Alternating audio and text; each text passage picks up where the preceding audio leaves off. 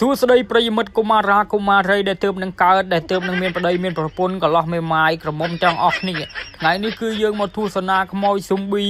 អាឆ្អឹងជាមួយនឹងខ្មោចឆៅជាមួយនឹងអាល្អិតរត់ប្រណាំងទី1គឺអាឆ្អឹងចំណែកឯកីឡាករទី2គឺខ្មោចស៊ុំប៊ីដែលមានរុំខ្សែពេញខ្លួនចំណែកឯទី3គឺខ្មោចឆៅចំណែកឯទី4វិញគឺអាល្អិតទូចជាងគេគឺអាកប៉ោយសក់កប៉ោយបាទតែឥឡូវកុំឲ្យខាតពេលយូរសូមទស្សនាពួកគេរត់ប្រណាំងគ្នាដូចតទៅចង់ដឹងអ្នកណាឈ្នះអ្នកណាចាញ់សូមចាប់ផ្ដើម1 2 3ប្រុចពួកឯងរត់ឈ្នះយើងទេអញក៏រត់ឈ្នះអញដែរអញក៏រត់ឈ្នះអញដែរអញជាខ្មោចស៊ុំប៊ីវ៉យលំងឯងខំប្រឹងម៉េចឈឺទៅអាណាមើលហ្នឹងអាណាមើលមិនចាម៉ែអញមើលអានេះម៉ែណាមើលទេខ្មោចសោះហ្នឹងមានម៉ែដែរអានេះចិត្តថាហ្មងពួកអីនេះហត់លឿនដល់ហើយអញជាខ្មោចស៊ុំប៊ីហូមមកស្ប៉ង់ស៊ីម៉ង់ហ្នឹងបបាក់ហត់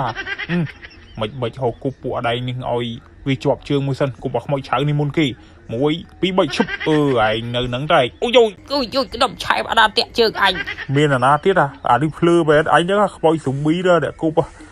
ខ្មោចស៊ុំប៊ីឯងគប់គេផងហើយចាំមើលអាឆ្អឹងអញធ្វើបាបឯងម្ដងអញតារេទាញខ្សែអាខ្មោចស៊ុំប៊ីនឹងឲ្យវា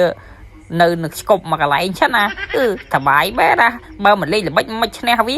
អាខ្មោចស៊ុំប៊ីឯងធៀមឯងអាណាទាញអញវិញអាណាទាញអញ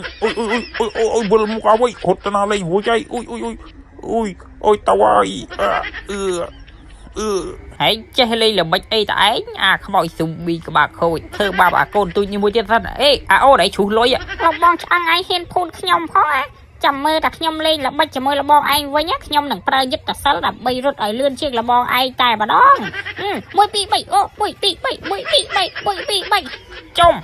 អាទូចនេះរត់លឿនម៉េះវៃជ័យលីភីលេខ1បានទៅលើអាសក់កប៉ោយ